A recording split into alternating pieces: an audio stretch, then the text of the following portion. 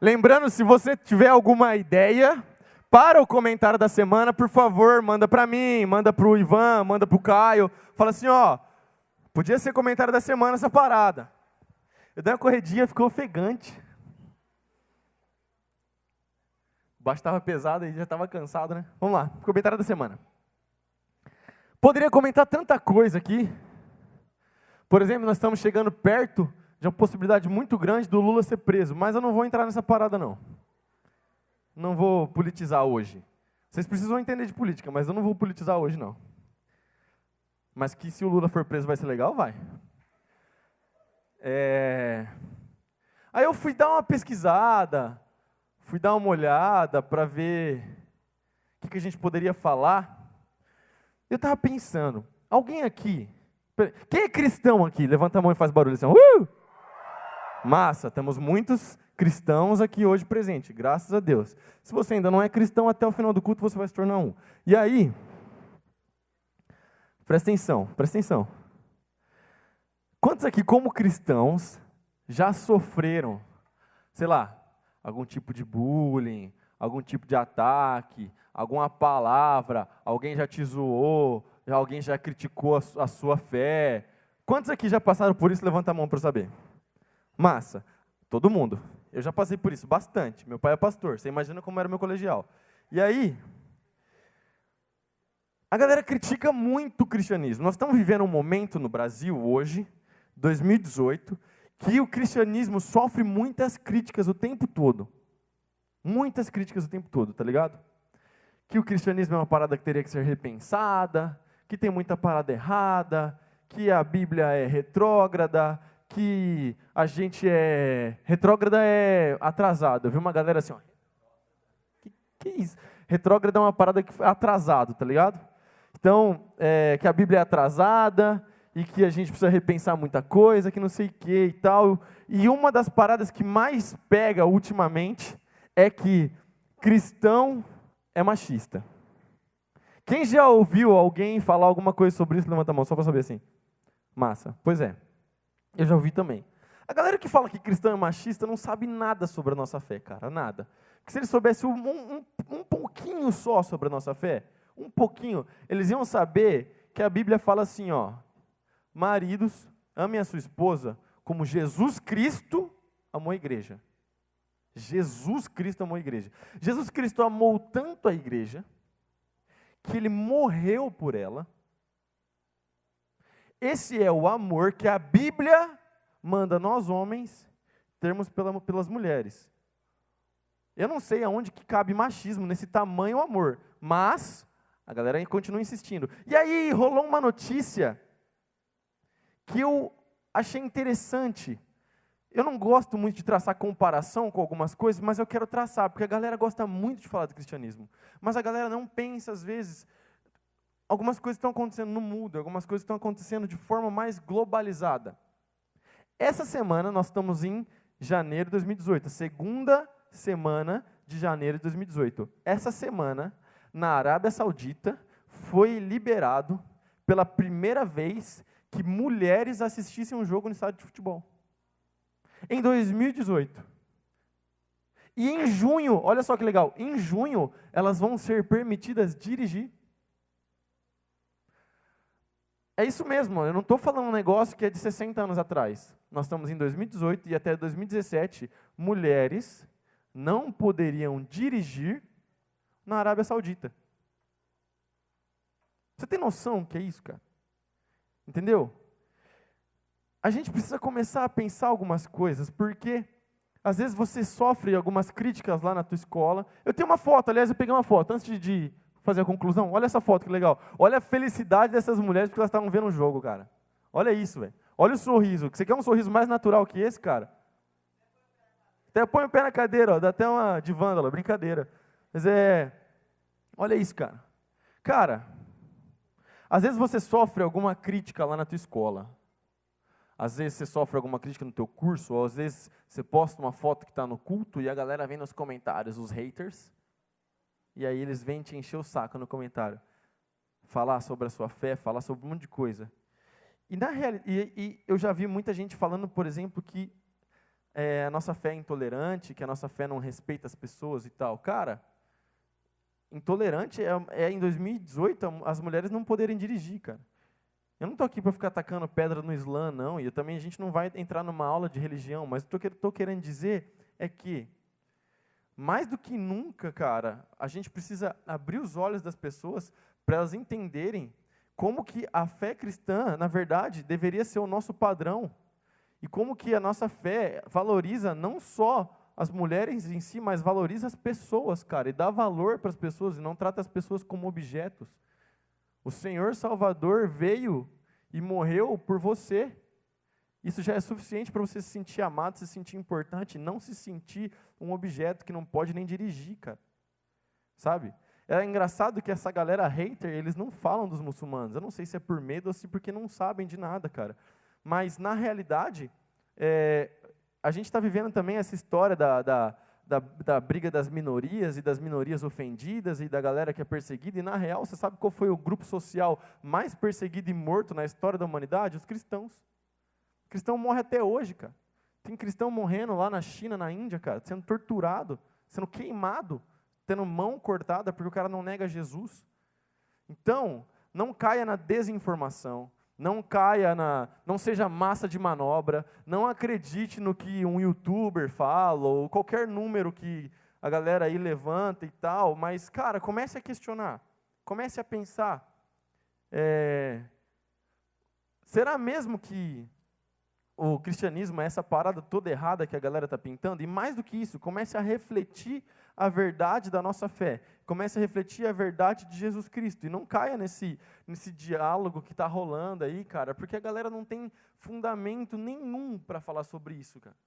Fundamento nenhum. Eu fico feliz com uma notícia dessa, porque finalmente alguém está repensando as bobeiras que o Islã fez esse tempo todo, cara. Em pleno 2018, as mulheres não podem ainda nem dirigir, perdão. Então eu fico feliz que alguém desistiu dessa ideia maluca e realmente está deixando de tratar as mulheres como objeto e tratá-las como pessoas de verdade, cara. E eu fico muito feliz mesmo.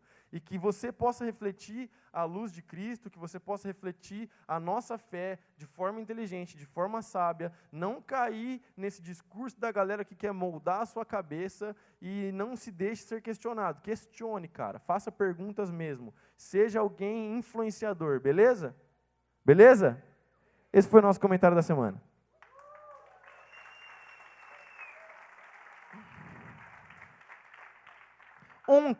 Ontem teve jogo do MAC, tá ligado?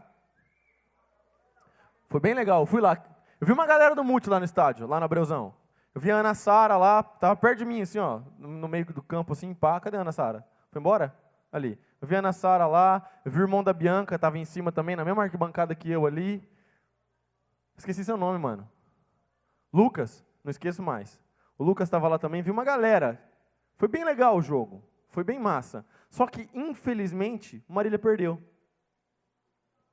Infelizmente, o Marília perdeu. Mas, ainda assim foi bom. Ainda assim foi legal. Presta atenção aqui numa coisa. Que eu vou contar uma história para vocês. Porque dessa história, né, do que aconteceu ontem, veio essa pregação. Porque foi algo que me fez pensar muito. Sabe? O meu pai me ensinou a vida toda a observar as coisas ao nosso redor, a observar a vida ao nosso redor e reparar em tudo que acontece, tirar aprendizado disso. E muitas vezes, nas coisas que estão acontecendo ao nosso redor, é Deus que está falando com a gente, cara. Deus o tempo todo está tentando se comunicar com você. Deus o tempo todo quer falar com você, cara. Deus é um Deus de relacionamento, Ele quer se relacionar com você. E Ele se relaciona falando com você de várias formas diferentes. Eu já falei aqui que às vezes a gente espera Deus falar conosco de uma forma muito maluca.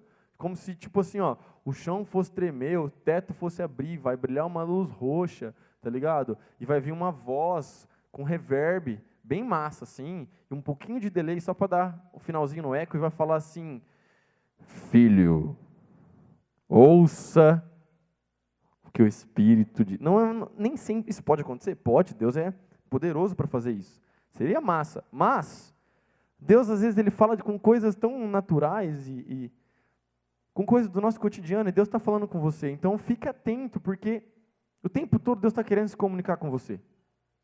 Nossa pregação hoje é rápida e objetiva, mas eu tenho certeza que tem muito aprendizado. Eu fui para o estádio sozinho, na verdade. Eu combinei com o Tiger, mas chegou lá, o Tiger foi orar. Aliás, tem um cara, um dos caras do time, que é do Multi, ele está aí? Não, né? Cadê? Não, acho que não está. Beleza, deve ter ido embora para casa, sei lá. Ele não é daqui de Marília. E aí eu fui sozinho, né? Porque eu tinha combinado com o Tiger, só que o Tiger estava no vestiário orando com a galera do time, antes do jogo. E aí eu entrei e sentei na arquibancada sozinho. Não, antes de entrar na arquibancada sozinho, eu entrei e tal, estava lá. Encontrei o Glaubinho, que é daqui da igreja também, e a gente sentou junto, cara. E aí, beleza. Começou o jogo, o Marília abriu 2-0.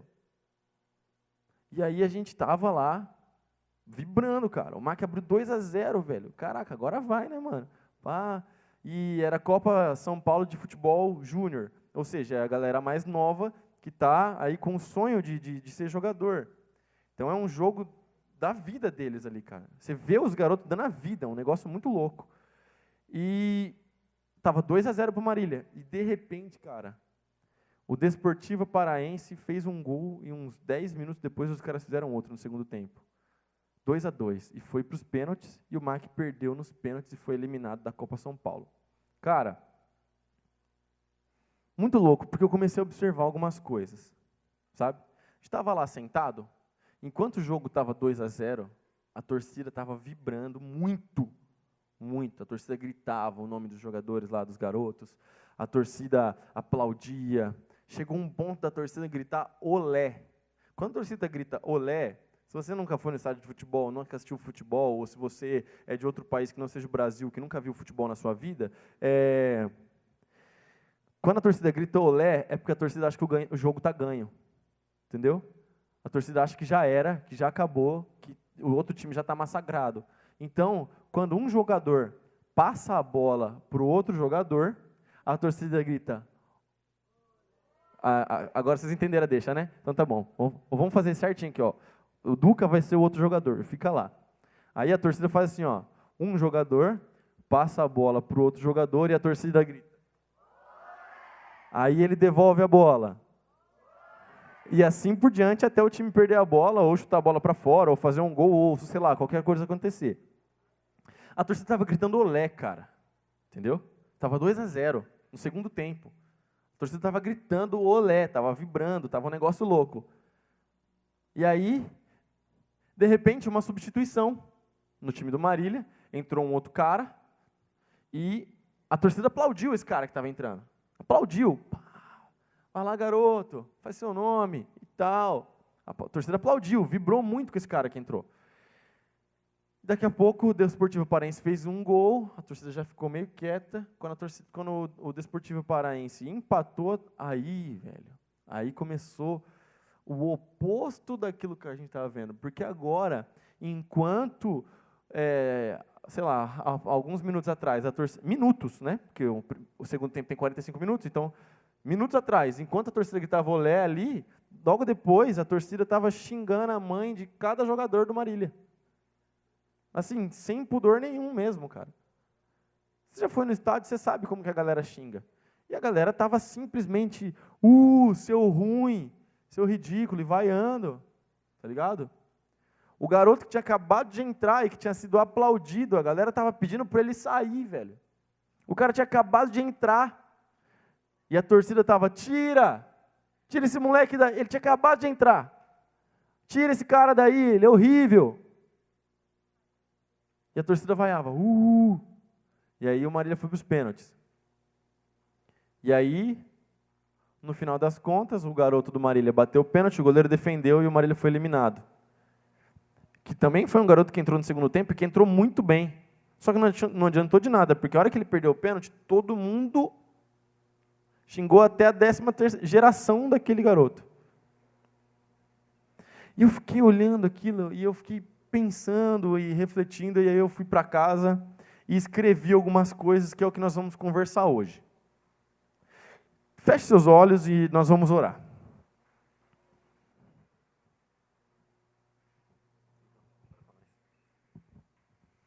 Senhor Deus, ó Pai, que o Senhor possa nos abençoar cada vez mais, Pai. Que o Senhor possa providenciar um culto abençoado em Tua presença, Senhor. Que o Senhor possa fazer presente aqui neste lugar, então paira sobre nós. Traz a tua glória, o teu amor, cada vez mais e mais. Assim te pedimos e te agradecemos, em nome de Jesus. Amém. Amém. Aí eu fiquei pensando, né, nesse negócio, nesse cenário todo, nessa parada do Marília eliminado. Primeira coisa, eu não estou aqui gorando, eu curto muito Marília, queria muito que o Marília tivesse passado, não achei que o time jogou mal. Essa é a primeira coisa, tá? Segunda coisa, cara, eu aprendi um negócio lá ontem que é muito interessante, velho. Que às vezes a gente fala sobre torcida, não sei se alguém já falou sobre isso, sobre a torcida e tal, e tem gente que fala que torcida ganha jogo, jogar em casa e tal, e a torcida empurra. O estádio estava lotado ontem, fazia tempo que eu não vi o Abreuzão lotado como estava ontem, não estava 100% lotado, mas tinha muita gente. E aí a galera sempre fala, a torcida ganha jogo, a torcida empurra o time e tal. Beleza, a torcida pode até dar uma moral, mas no final das contas a torcida não ganha o jogo. O jogo só depende do cara que está lá embaixo, tá ligado? O jogo só depende do cara que está lá no campo. Então, no fundo, a torcida vaiar ou não vaiar, a torcida falar ou não falar, não vai ganhar. Não depende de mim o resultado, só depende do cara que está lá embaixo. Ele que tem que fazer a parada. Ele que tem que fazer o negócio. Mas aí o Marília perdeu. E quando o Marília perdeu, aí que vem uma parada muito importante. Porque como que a gente lida com uma derrota, seja como essa ou seja com uma derrota na nossa vida? Como que a gente faz para lidar com esse tipo de coisa? A derrota é uma parada que ninguém gosta, mas faz parte da nossa vida. Ninguém ganha sempre. Ninguém sempre acerta. Ninguém, cara, até mesmo os caras mais craques aí do futebol, de qualquer outro esporte, eles já erraram. Então ninguém acerta sempre, todo mundo perde uma hora, todo mundo perde um jogo, todo mundo perde um pênalti, todo mundo perde um ponto. E na vida, a gente que não é atleta, mas a gente perde alguma coisa em algum momento da nossa vida, a gente vai sofrer algum tipo de derrota. E uma vez, um velho sábio disse que a derrota é o melhor professor. Ou da maneira como ele fala, derrota melhor professor é. Quem pegou a referência, pegou. Quem não pegou, depois eu explico. E aí, cara, a gente aprende muito com a derrota. Sabe por quê? Porque é na derrota que a gente separa quem tem maturidade de quem não tem. É na derrota que a gente separa quem tem a cabeça no lugar e quem não tem. Porque quando a gente perde, vamos lá, se coloca no lugar daqueles garotos do Marília. Quando eles perderam o jogo, eles estão muito chateados. Eles estão chorando, eles estão muito tristes mesmo. Eles foram eliminados. Na cabeça deles pode passar, vou desistir dessa parada. Essa vida de jogador é muito injusta, não quero isso para mim, vou embora para minha casa e vou fazer outra coisa da minha vida. Chega. Passei o Natal longe da minha casa, passei o Ano Novo longe da minha casa, ralando, treinando no sol quente, na chuva, peguei gripe, um monte de parada, fui eliminado. Não quero mais, vou embora. Ele pode esbravejar, ele pode gritar, ele pode esmurrar uma porta no vestiário, ele pode ter qualquer tipo de reação. Ou ele pode sim ficar triste, porque a gente tem o direito de ficar triste quando alguma coisa acontece na nossa vida. Mas ele pode, ao mesmo tempo que ele está triste, que ele está chateado, que ele está chorando, ele pode falar assim, eu não vou desistir. Eu vou seguir em frente. Você acha que quando o Neymar era da categoria de base, ele nunca perdeu? Nunca foi eliminado de nenhum campeonato? Essa é a diferença do campeão para o cara que desiste. Ou do cara ok. Porque o campeão não para, velho. O cara que é o vencedor mesmo que ele perca, ele continua. Levanta a cabeça, sacode a poeira, mesmo triste, mesmo abatido, e segue a vida.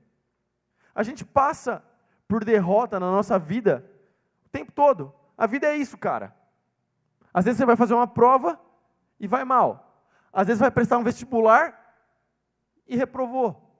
Às vezes vai prestar um concurso e não passou. Às vezes vai fazer uma entrevista de emprego e outro cara pegou a vaga e você ficou sem emprego. A gente passa por isso a nossa vida toda. Como que nós vamos reagir mediante a derrota? É por isso que eu acredito na palavra daquele sábio que diz que a derrota é o melhor professor. Porque a derrota nos ensina a perder, porque tem gente que não sabe perder. A derrota nos ensina a perder, a derrota nos ensina a ter humildade. A derrota nos ensina a colocar a cabeça no lugar e saber quem nós somos e falar assim, bom, eu estava ganhando, aconteceu alguma parada, eu perdi, ok, vida que segue. A derrota nos ensina, cara, cometi um erro aqui, deu errado, não cometo mais esse erro. A derrota nos ensina. É muito, muito interessante pensar sobre isso. Na vida a gente passa por qualquer dificuldade, por qualquer problema, por qualquer coisa. Como que nós vamos reagir mediante isso? É na derrota que a gente sabe quem tem a fé consolidada e quem não tem a fé consolidada. Parece duro o que eu vou falar agora, mas presta atenção, porque é verdade. Entenda. Porque eu quero que vocês tenham uma fé madura e não uma fé qualquer que se abala. Às vezes a gente está passando por algum momento de necessidade, a gente ora e a gente clama a Deus, mas Deus é Deus. Deus pode nos dar o que a gente precisa, ou Deus pode esperar um pouco para testar o nosso coração e ver qual é que é. Às vezes a gente precisa, sei lá, tem alguém doente na nossa família. E às vezes a gente pode orar para essa pessoa ser curada. E Deus pode curar sim essa pessoa, mas às vezes Deus não cura. Como que a gente reage mediante a isso? Porque se você tem a sua fé sólida e firme na soberania de Deus, você lida com essa parada de boa.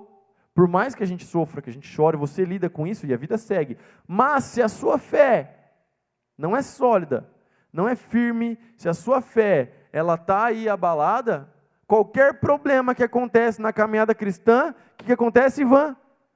Estou entregando a célula, não quero mais a célula, está na sua mão, não quero mais ser supervisor de célula, desisto, estou saindo fora. Estou errado? Isso rola pra caramba. Misericórdia mesmo, minha amiga. Isso rola, sabe por quê? Porque a fé não está sólida. A fé não está firmada na rocha que é Jesus Cristo. E o mais importante, essa pessoa não aprendeu a lidar com algum tipo de perda, não aprendeu a lidar com a derrota. Essa pessoa não soube perder. A gente tem que saber perder, tem que saber seguir. Eu gosto muito da história de um mano da Bíblia chamado Neemias. Tem um livro que conta só a história desse mano, Neemias. Vamos abrir a Bíblia em Neemias. Abre em capítulo 1. Abre no capítulo 1. Quem trouxe Bíblia, aliás? Quem trouxe Bíblia? Bíblia mesmo. Levanta assim e faz barulho. Estou vendo mais Bíblias que semana passada, mas ainda assim tem muita gente que não trouxe Bíblia. Eu falo isso aqui toda vez. Mano, Bíblia aqui no Multi é Bíblia de papel. Bíblia de celular está banida do nosso culto. Por quê? Por que a Bíblia de celular está banida do nosso culto? Quem vai falar aqui? Por causa das notificações, exatamente. Você vai receber uma notificação do seu Instagram, você vai querer olhar. Nem adianta falar que não, que você vai querer olhar. E aí quando você vê, você já não está mais no app da Bíblia. Por exemplo, não faça como meu cunhado Jean, que está usando a Bíblia no celular. Não faça isso, entendeu? Fala assim, não, Jean. Isso aí. Traga a Bíblia mesmo, assim, ó, tá vendo? Nós vamos no capítulo 1, mas antes de ler, eu vou trazer o contexto do que está acontecendo aqui para você. Então, olha para mim e presta atenção. Fala para a pessoa que está do seu lado assim, a fé passa pela cabeça antes de chegar no coração. É isso aí. Não precisava falar o é isso aí. Não, mas tá suave. Ó, o que aconteceu? O povo de Jerusalém tinha sido invadido pelos babilônios, certo? Um camarada chamado Nabucodonosor, que a gente já falou dele semana passada.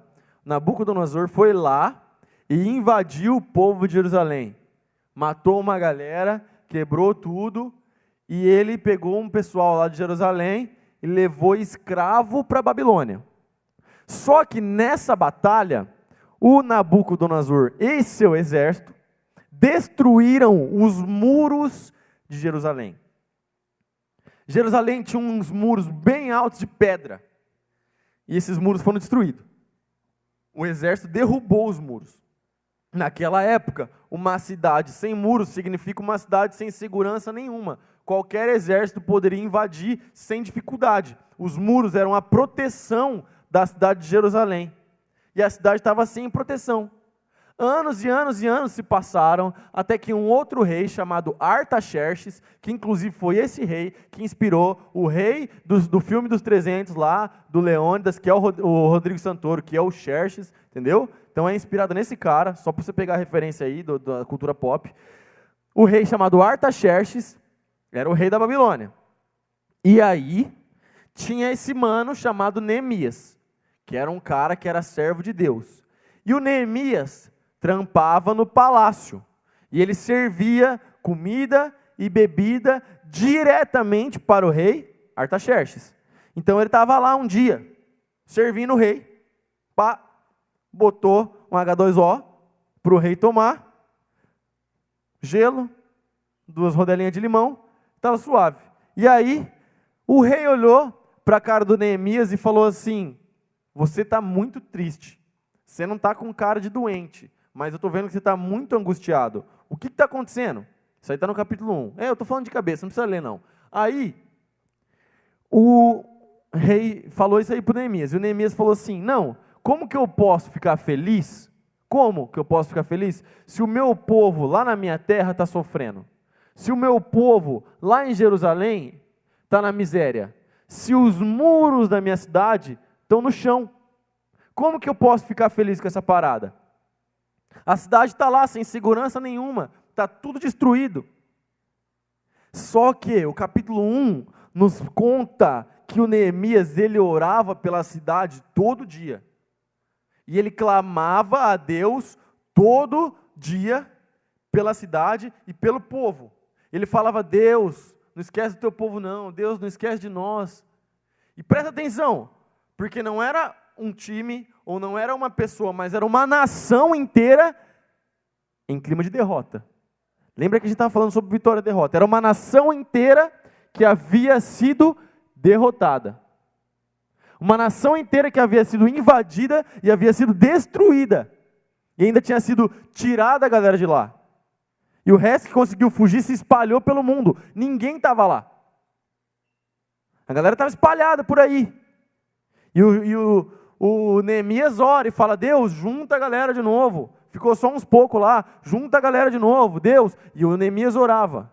E presta atenção, porque quando ele estava lá e ele contou para o rei que ele estava encanado, porque o muro da cidade de Jerusalém estava no chão, o rei perguntou para ele assim: o que você quer que eu faça por você? Olha aí, cara. Essa é a oportunidade que Deus estava dando para Neemias. Perceba que é um negócio muito sucinto, muito sutil. Não é uma parada descarada, não é Deus iluminando o quarto de Neemias, é através do rei. Neemias estava tendo ali a oportunidade que Deus estava dando. E o Neemias, olha o que ele fala, ele era um copeiro, cara. Ele não era um cara, entendeu? Engenheiro, dono de uma empreiteira, ele era um copeiro do rei. E ele fala assim: mano,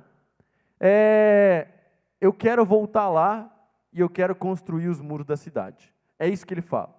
Quero voltar lá e quero construir os muros da cidade. E o rei fala para ele: tá firmão, vai lá então e constrói a parada. Quanto tempo você vai ficar fora? E o Neemias fala para ele quanto tempo ele vai ficar fora.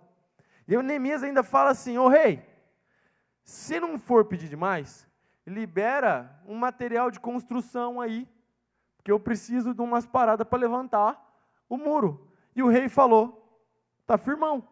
E aí ele pegou um monte de material, liberação para pegar um monte de material de construção e construir os muros de Jerusalém. Olha só, presta atenção, tem muito princípio nessa história. Todo mundo olha para mim, tem muito princípio nisso. Ele foi para lá. Quando ele chegou em Jerusalém, ele começou a juntar a galera e tal, foi dar uma olhada para ver como que estava a parada, deu uma olhada para ver como que estavam os muros, estava tudo no chão, estava tudo zoado. E aí, ele pegou e falou assim: bom, vamos começar o trampo. E aí os caras começaram. Mano, não era um muro igual o nosso aqui, de tijolinho, pá, feito de cerâmica, maneiro, cimentinho, coloca uma massa. Não, cara, era muro de pedra, velho. Muro de pedra mesmo. Dava um trampo gigantesco para você construir uma parada dessa, mano. Era um negócio absurdo. Os caras estavam construindo, a gente fala muro, mas era uma muralha, um negócio enorme de pedra. Passava, tipo, 2, 3 caras de lado na muralha. Era um negócio enorme, mano. E os caras tinham que construir esse muro. E eles começaram esse trampo. E, de repente, os inimigos ficaram sabendo que o Neemias estava lá construindo a parada. E lógico, eles são inimigos, eles não gostaram. Eles falaram assim, mano, vamos invadir, vamos matar os caras que estão levantando a parada, vamos quebrar tudo, não vamos deixar eles levantarem os muros de Jerusalém. E começaram a planejar o ataque para derrubar a empreitada do Neemias. Veja bem, o Neemias, olha o que ele fez. Ele ficou parado se lamentando, porque ele ficou sabendo do plano dos inimigos dele. Ele ficou parado se lamentando? Não. Ele ficou encanadinho só e foi chorar? Não. O que ele fez? Ele orou ao Senhor, claro, mas ele pegou a galera que estava construindo e ele armou a galera. E a Bíblia diz que eles construíram os muros e todos que estavam trabalhando tinham sempre uma espada na cintura. E ele colocou guardas em pontos estratégicos e colocou a galera para trampar. Mas era uma parada, sabe aquela velha história, igual minha avó fala, um olho no peixe e o outro no gato. Enquanto trabalhava e construía o muro, ficava olhando para ver se não estava vindo ninguém derrubar a parada, senão ia ter que rolar uma luta. E eles iam ter que defender o muro.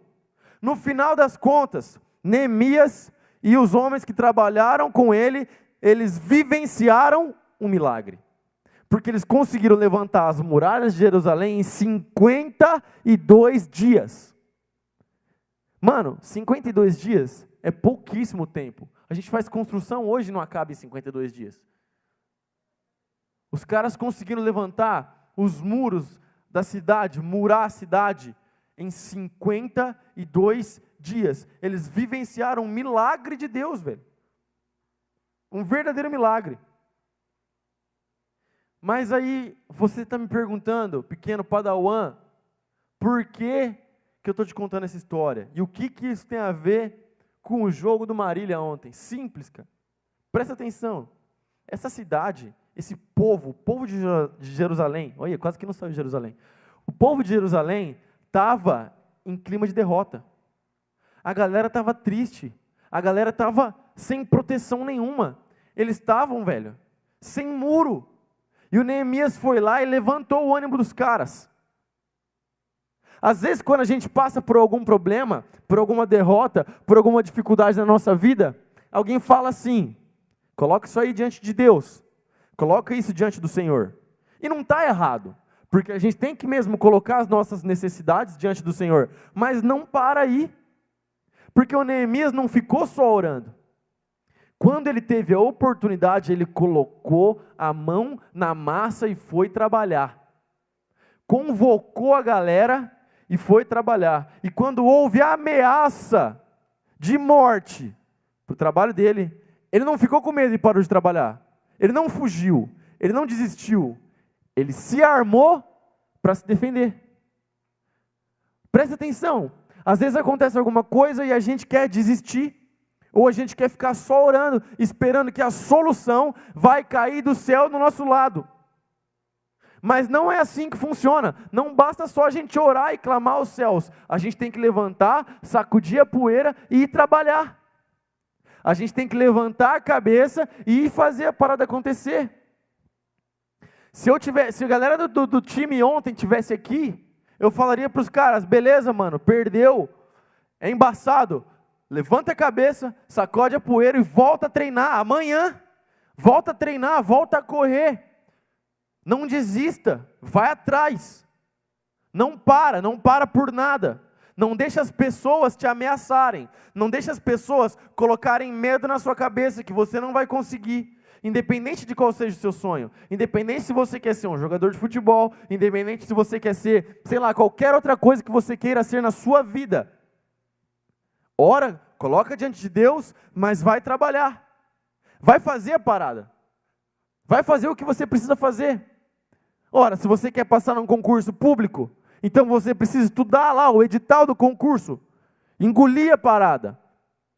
Se você quer, sei lá, mano, ser jogador de futebol, você tem que treinar mais do que os outros.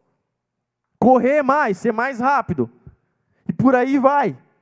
2018 está só começando, nós estamos em janeiro de 2018. Às vezes nós vamos passar por algumas situações que vão parecer derrota.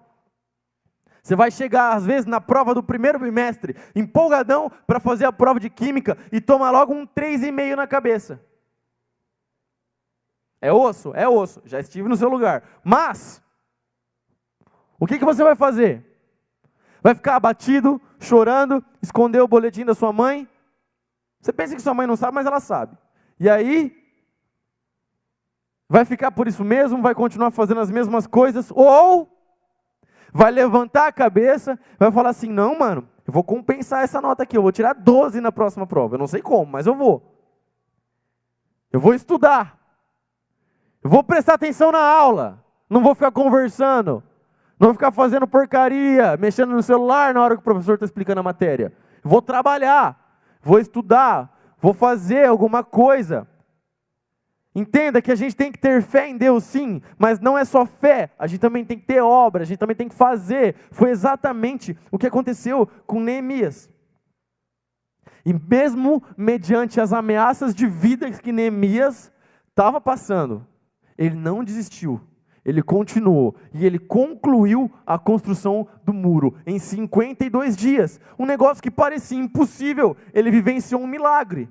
Se você não desistir, se você continuar tendo fé e trabalhando, você vai experimentar um milagre na sua vida.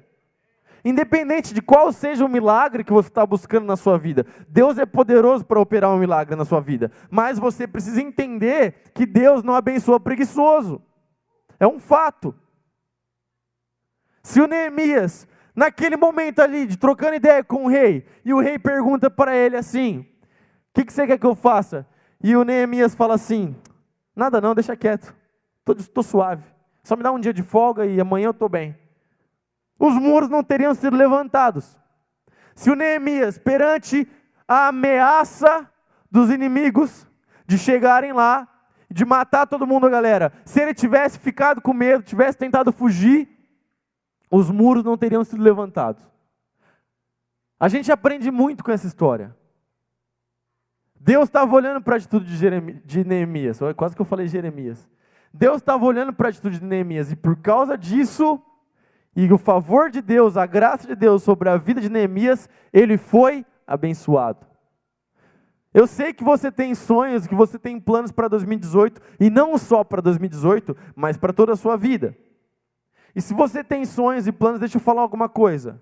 Você tem que orar, você tem que colocar essas coisas perante Deus, mas fique atento às oportunidades que Deus coloca na sua vida. Fique atento aos momentos, porque às vezes é um momento, uma frase, uma parada sutil, e Deus está colocando uma porta bem na sua frente. E você tem que aproveitar a oportunidade que Deus te dá. Você não pode ter medo. Aquele cara era o rei. A Bíblia fala que o Neemias ficou com um pouquinho de medo de falar com ele, mas mesmo assim ele falou o que ele tinha que falar. A gente não pode ter medo. A gente não pode ser covarde. No momento de decisão, você tem que ter coragem.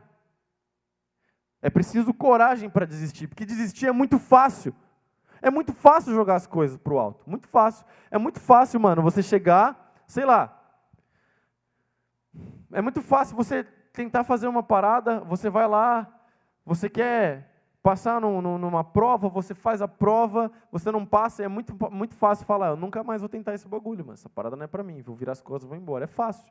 O cara que passou, provavelmente é o cara que já fez antes, não desistiu e continuou estudando e passou. A galera que desiste, é muito fácil. É muito mais fácil desistir do que permanecer. É muito mais fácil jogar tudo para o alto do que permanecer focado no propósito. Eu sei que Deus colocou algo na sua vida. Eu sei que enquanto a gente estava falando, Deus colocou um projeto, um sonho, alguma coisa na sua vida. E se você ainda não tem, eu quero que você comece a pensar agora. Fica de pé no seu lugar. Eu quero que você comece a pensar agora em algum projeto, em algum sonho que você tem para a sua vida. Comece a pensar alguma parada que você quer conquistar. Comece a pensar, às vezes você já passou por alguma derrota na sua vida, alguma coisa. Como que você reagiu a essa perda? Todo mundo presta atenção em mim e olha para cá. Agora é para você pensar, e não é para você conversar. Começa a pensar nas coisas de Deus, começa a pensar, às vezes você já passou por alguma derrota na sua vida, às vezes alguma coisa já aconteceu e você desistiu. Você jogou tudo para o alto, você falou, chega, não quero mais isso. Às vezes alguma coisa aconteceu, e algum momento de derrota, algum momento de perda, e você agiu mal. Você não soube lidar com essa parada, independente de como tenha sido. Eu quero que você comece a pensar nisso agora. Você vai deixar a derrota te derrubar? Você vai deixar o medo barrar que você conquiste o seu sonho? Que o medo barre o seu futuro e a falta de trabalho, a preguiça, a falta de estudo barre aquilo que você quer viver para a sua vida? Começa a pensar nisso agora. O Neemias, ele não só orou, mas ele foi trabalhar. Ele foi fazer a parada. Ele foi pegar nas pedras para levantar o muro de Jerusalém. Ele convocou o povo e ele, para a glória de Deus, experimentou o milagre de levantar o muro de Jerusalém em 52 dias. Eu não sei qual que é o seu sonho. Eu não sei o que está passando pela sua cabeça agora. Eu não sei qual que é a parada que aconteceu na sua vida. Mas coloca isso diante de Deus agora. Feche os seus olhos e começa a orar. Você e Deus. Só você e Deus agora.